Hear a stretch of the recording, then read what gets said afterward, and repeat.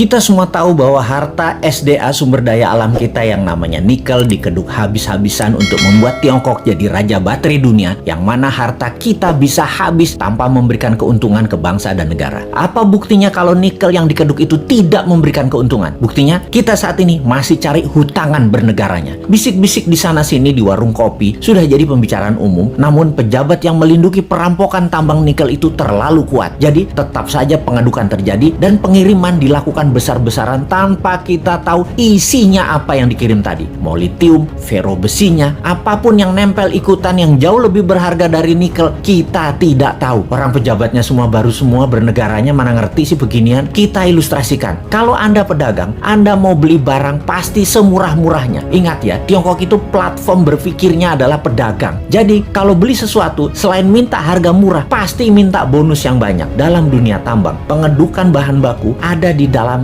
masih all in, semuanya masih ada, mulai dari barang berharga katakanlah nikel, ada juga impuritiesnya atau barang yang tidak pure atau barang yang tidak murni atau barang yang tidak diperlukan seperti tanah dan lain sebagainya masih tercampur, lalu dibersihkan. Macam-macam cara pembersihannya, ada di leaching, diproses, tujuannya untuk membuang barang yang tidak dibutuhkan. Katakanlah 75% terbuang, tinggallah 25%. Kalau dibawa 100% ke Tiongkok, yang 75% tadi adalah taiknya tambang yang nggak diperlukan, taiknya mah tinggal di Indonesia aja. Makanya sekali lagi, taiknya dibuang di Indonesia aja. Kalau tadi dari 1 ton produksi tambang nikel ada 2% kandungannya, setelah diproses tinggal 25%, nikelnya tetap 2%, tapi bukan dari 1 ton, dari 250 kilo. Nah, dalam 250 kilo ini ada fero juga, ada litium juga, ada macam-macam yang dibayar yang paling murah. Yang dibayar apanya? Nikelnya doang. Feronikel, nikel laterit, dan banyak lagi unsur logam dan mineral yang sudah disarikan tidak dibayar oleh Tiongkok. Kita asli bernegara nih bodoh memang, dan penjajah perampok itu dikasih karpet merah lagi, dilindungi, dan tidak ada yang sadar. Kalau ada yang sadar, maka segerombolan buzzer pecinta cuan anti NKRI mulai memecah belah bangsa dan mencari sisi positif yang kecil dibesar-besarkan dari sisi bosnya, tapi mencari sisi buruk, pengkritisi tanpa solusi, dan diputer-puter beritanya agar rakyat tahu pengkritisi itu dosa. Apa yang terjadi kalau hal ini didiamkan dalam jangka pendek? Bukan dalam jangka panjang ya, pendek ya. Negara kita akan miskin, pejabatnya makin kaya, rakyat nambah lapar. Kita hanya mengingatkan arahnya nantinya. Sebagai contoh sejarah kebodohan penguasa atas kelolaan sumber daya alam, kita mau kasih ilustrasi. Ada 3 negara yang akan kita pakai jadi contoh kali ini, yaitu Nauru, Venezuela, Zimbabwe. Fosfat oil business berliannya Zimbabwe.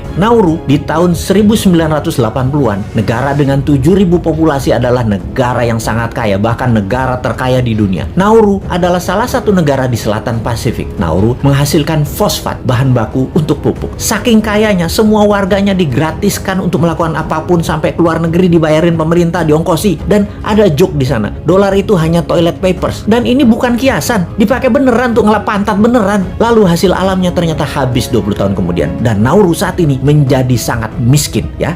Itulah cerita sederhananya. Venezuela dimanja dengan 95% minyak dan gasnya yang diekspor, membuat negara ini menjadi negara petrodolar. Begitu harga minyak anjlok dan uang hasil ekspor tadi hanya buat foya-foya, bukan untuk membangun sektor lain, Venezuela hyperinflasi dan menjadi negara miskin sekarang. Saat ini ketika harga minyak naik, Venezuela sudah tidak bisa produksi lagi dan tidak ada negara mau beli minyak dari Venezuela. Jadilah Venezuela negara paria, negara setengah gagal. Terakhir, Zimbabwe, penghasil berlian. Begitu tambang berlian habis, pecah perang saudara, ambyar negara Zimbabwe yang tadinya makmur dan menjadi salah satu negara termakmur di Afrika. Kesamaan ketiganya adalah tidak bisa mengelola sumber daya alam dengan baik, dijual murah, dikeduk asing, dilindungi pejabat yang berkuasa pada saat itu. Semoga kita bukan jadi negara yang keempat. Uang pinter semua kok pejabatnya, gak mungkin lah ditipu Tiongkok. Emangnya kayak bos men, bodoh beneran.